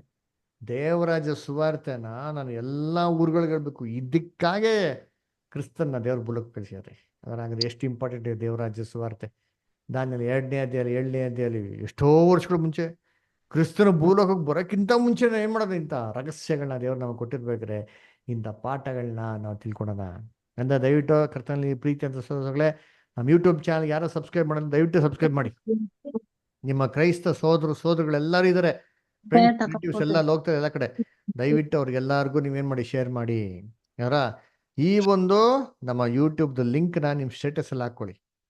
ದಯವಿಟ್ಟು ಎಲ್ಲರಿಗೂ ಏನು ಮಾಡಿ, ಕ್ರೈಸ್ತವ್ರಿಗೆಲ್ಲರಿಗೂ ನೀವೇನು ಮಾಡಿದ್ನ ಸ್ಪ್ರೆಡ್ ಮಾಡಿ. ನಿಮ್ಮ ಫೇಸ್ಬುಕ್ ಇದೆ, ನಿಮ್ಮ ಇನ್ಸ್ಟಾಗ್ರಾಮ್ ಇದೆ, ನಿಮ್ಮ ಟ್ವಿಟ್ಟರ್ ಇದೆ, ಅದರ ಎಲ್ಲದಲ್ಲಿ ಮಾಡಿದ್ನೆಲ್ಲ ಅಪ್ಲೋಡ್ ಮಾಡಿ, ಎಲ್ಲರಿಗೂ ಮಾಡಿ ಹಂಚ್ಕೊಳ್ಳಿ. ಇಂಟ್ರೆಸ್ಟ್ ಇದ್ದವರು ಫ್ರೀಯಾಗಿ ಅಂತ ಸ್ಟಡಿಗೆ ಏನು ಮಾಡಲಿ, ಅವ್ರು ಜಾಯ್ನ್ ಆಗಲಿ. ದೇವ್ರು ಈ ವಾಕ್ಯಗಳನ್ನ ಆಶೀರ್ವದಿಸ್ಲಿ. ಯಾರಿಗಾರ ಏನಾರ ಡೌಟ್ಸ್, ಏನೋ ಕ್ವಶನ್ಸ್ ಇತ್ತು ಧಾರಾಳ ಕೇಳಿ. ಏನೋ ಪ್ರಶ್ನೆ ಇದೆಯಾ ಯಾರಿಗಾರ? ಏನೋ ಕೇಳ್ಬೇಕು ಅಂತಿದ್ಯಾ?